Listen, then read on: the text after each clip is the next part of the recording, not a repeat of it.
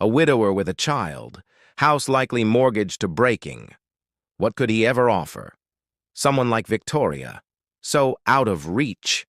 Anger flared inside Will's chest, but his voice stayed calm. I'm not offering her anything, just the right to choose. Victoria! Theo's voice cut sharply.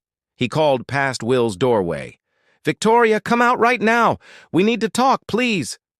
Tori stepped into the hallway. Charlie stood quietly beside her, her face pale, eyes steady. Defiance glimmered beneath the fear. Hello, Theo, she said softly.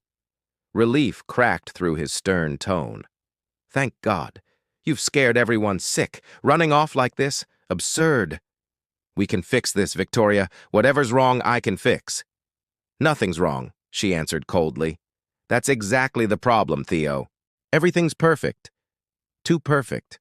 Suffocating. You're being dramatic, Theo countered hard.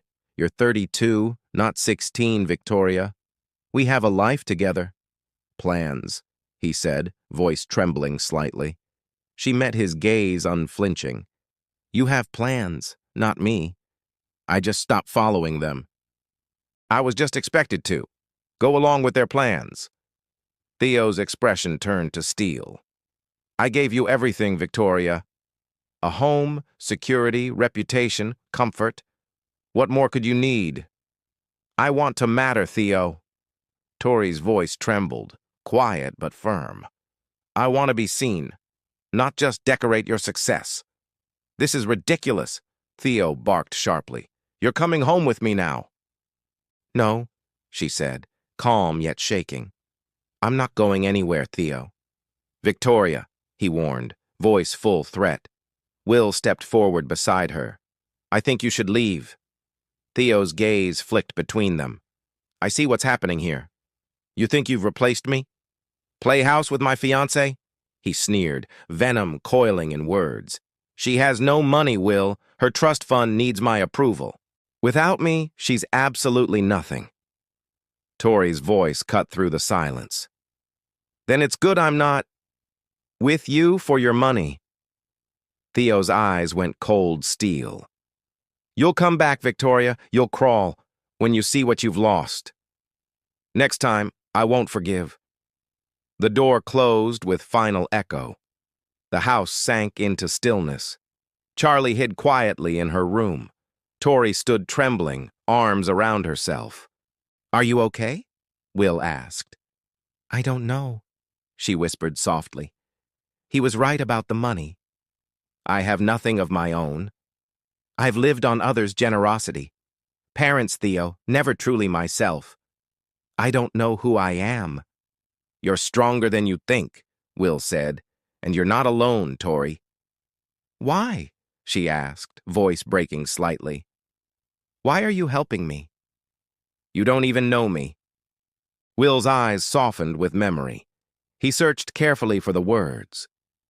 When Sarah was dying, she made me promise something I've never forgotten. She said if I ever got the chance to help someone, to help them find themselves again, I should take it, no hesitation. That's what love really is, Will's voice was soft, remembering.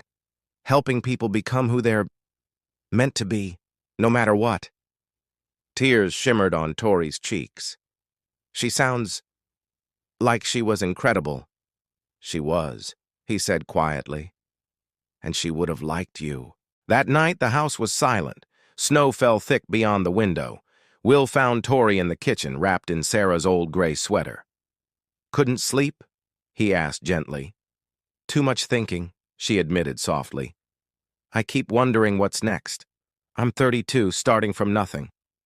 I've got a degree, experience, but it's been so long.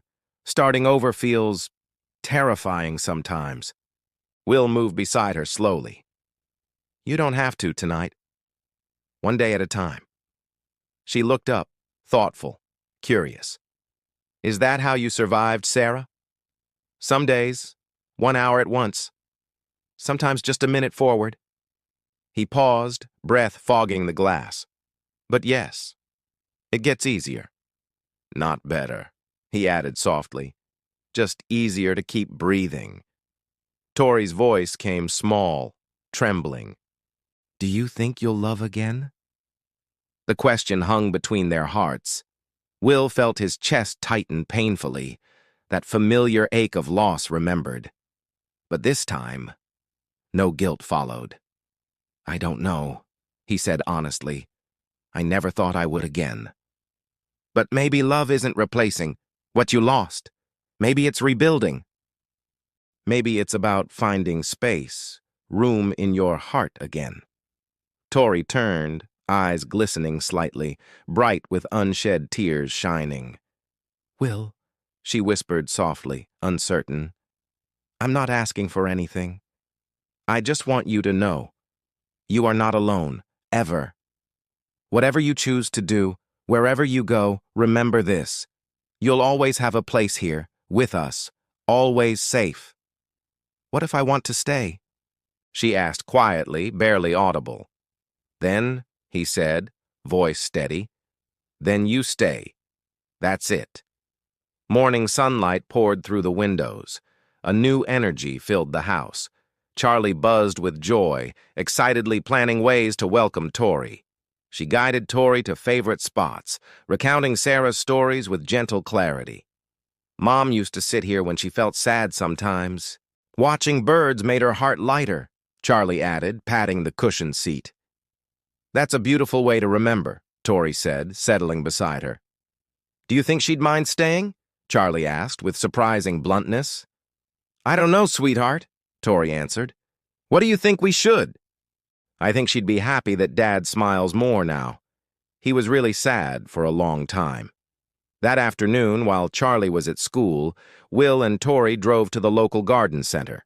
It was early March, still too cold for planting, but Tori wanted to start planning for spring.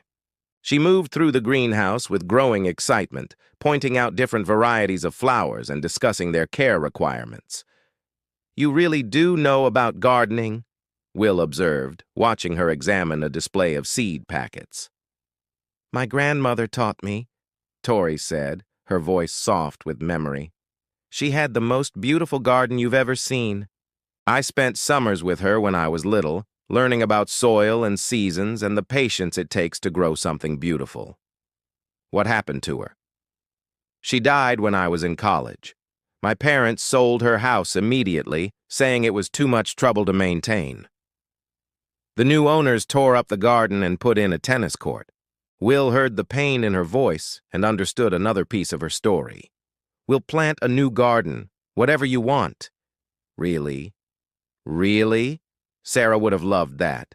She always said gardens were about hope. Planting something today for beauty you'll see tomorrow. They spent the rest of the afternoon choosing seeds and planning the layout. Tori sketched designs on napkins, her excitement infectious. Will found himself caught up in her vision, imagining the backyard transformed into something alive and growing. Spring arrived earlier than expected, bringing with it a sense of possibility that seemed to permeate the house. Tori had found a part-time job at a local nonprofit, using her marketing skills to help them with fundraising. It wasn't glamorous work, but it gave her purpose and independence. Partly because she was afraid to stay with him. Charlie had adapted to their new family configuration with the resilience of childhood. She called Tori by her first name, but included her in all family activities and decisions. Sometimes Will caught glimpses of his daughter that reminded him of who she'd been before Sarah's death. Bright, curious, unafraid of the world. Dad, Charlie said one evening as they worked together in the garden, are you and Tori going to get married? The question caught Will off guard. He glanced at Tori, who was kneeling nearby, planting marolds along the border they'd created. Why do you ask? Emma's mom got married again last year, and Emma was really worried about it. But then her stepdad turned out to be really nice, and now she has a bigger family. How do you feel about Tori being here? Will asked carefully. Charlie considered this with the seriousness she brought to all important matters. I like her. She doesn't try to be a mom, but she's not afraid of Mom either. She asks about her and listens to stories, and she makes you happy. She makes me happy too, Will admitted. Then I think you should marry her, Charlie said matter-of-factly. But you should probably ask her first. That evening, after Charlie had gone to bed, Will found Tori on the back porch, admiring their work. The garden was beginning to take shape with neat rows of vegetables and herbs interspersed with flowers. It wasn't Sarah's garden, but it was something new and entirely their own. Charlie asked me today if we're going to get married, Will said, settling into the chair beside her. What did you tell her? I told her I hadn't asked you yet. Tori turned to look at him, her expression unreadable. Will, I know it's complicated, he said quickly. I know you're still figuring out who you are outside of other people's expectations. I'm not trying to pressure you or put you in another situation where you feel trapped. Then what are you doing? I'm telling you that I love you, he said simply. I love who you are when you're planting our garden. I love how you listen to Charlie's stories about her mother without jealousy or resentment. I love that you're brave enough to start over, even when it's scary. I love you too, Tori whispered. But I'm terrified of making another mistake. This isn't a mistake, Will said gently. And it's not about replacing anyone or being someone you're not. It's about choosing to build something together, one day at a time. What if I'm not ready? Then we wait. I'm not going anywhere. 3 months later, on a warm Saturday morning in June, Charlie ran into the kitchen with a piece of paper clutched in her small hands. I finished it, she announced, holding up her latest artwork. It was a drawing of their family, Will, Tori, and Charlie, standing in front of their house with the garden in full bloom. At the bottom, in careful 8-year-old handwriting, she'd written, My family is growing. Tori felt tears prick her eyes as she studied the drawing. In it, she wasn't trying to replace anyone or be anyone other than herself. She was simply part of something beautiful and real. Can we hang it on the refrigerator? Charlie asked. Of course, Will said, taking the drawing from her hands. It's perfect. As he hung the picture next to the others, Charlie's artwork, family photos, grocery lists, and all the small domestic details that made up their life, Tori felt something settle in her chest. Not the desperate need to be perfect or to fit into someone else's vision of who she should be, but a quiet sense of belonging. I have something to tell you both, she said, her voice steady and sure. Will and Charlie turned to look at her, and she saw on their faces the same love and acceptance she'd been searching for her entire life. I've been thinking about what Charlie said about families growing, she continued, and I've decided I'd like to grow with you, if you'll have me. Will's smile was radiant. Are you sure? I'm sure. I want to plant gardens with you every spring and listen to Charlie's stories and build something real together. I want to choose this life not because I have to, but because I want to. Charlie whooped with joy and launched herself into Tori's arms, nearly knocking her over in her enthusiasm. Will wrapped his arms around both of them, and for a moment they stood there in their kitchen, surrounded by the evidence of their life together. The drawings on the refrigerator, the coffee mugs in the sink, the view of their garden through the window. Welcome home, Will whispered against Tori's hair. Outside, the garden they'd planted together was in full bloom, a testament to the patience and care required to grow something beautiful.